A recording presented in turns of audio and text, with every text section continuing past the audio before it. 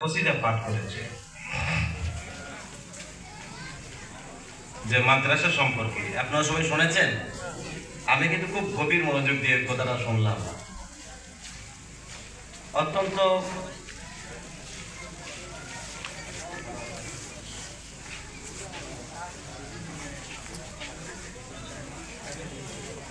মাশাআল্লাহ মাশাআল্লাহ, স্টেজে বসার আগে শুরু করার আগে চলে আসছে কুলসুমা বেগম, একজন মহিলা, ওনার স্বামীর রুহের মাগফিরাতের জন্য 500 টাকা এই মাদ্রাসার মধ্যে দান করেছেন।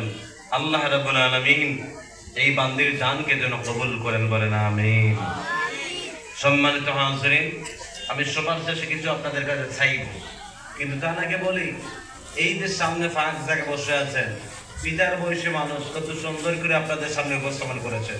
আচ্ছা বলুন তো দেখি, আমরা প্রত্যেক যদি উঠে উঠে আমরা সামনের ফাঁক জায়গা পূরণ করি, তাহলে আমাদের প্রতি খুশি হবেন কে? মাশাআল্লাহ।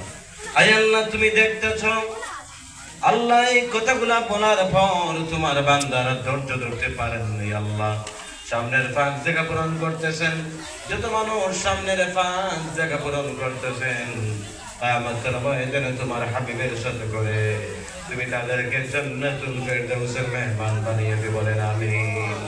আরো জোরে বলেন আমিন। হাজিরিন, আমার এখানে আমি মনে করি আমার আত্মা সম্পর্ক রয়েছে মাদ্রাসার সাথে। কেন জানেন? ওই ছেলেটা যখন কুলসুমা মাদ্রাসার নাম নিয়েছে, আর আমার বারবার একটি কথা মনে পড়তেছে, যে এই কুলসুমা মাদ্রাসা আমি কত বছর বলেছিলাম, কুলসুমা মাদ্রাসা এটা আজকের নয়, বহু পুরাতন মাদ্রাসা। কিন্তু আমাদের ত্রিপুরা, সোনামুড়া বা অন্যান্য জায়গায় কুলসুমা মাদ্রাসার পরিচিতি একজন ওয়াইজের মাধ্যমে হয়েছে। কথা বলবো ঠিক না বেটি? একজন ওয়াইজের মাধ্যমে হয়েছে। সেই ওয়াইজের নাম হলো মরহুম সালেহ আহমদ রহমতুল্লাহ আলাইহি।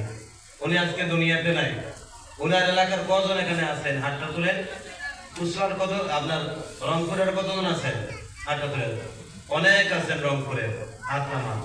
আচ্ছা বলুন তো দেখি, আপনাদের একজন গ্রামের শিক্ষক এই মাদ্রাসায় দীর্ঘদিন খেদমত করেছেন, আজ উনি এই মাদ্রাসায় নাই, যদি থাকতেন কত সৌন্দর্য, আপনাদের কত ভালো লাগতো কি লাগতো না?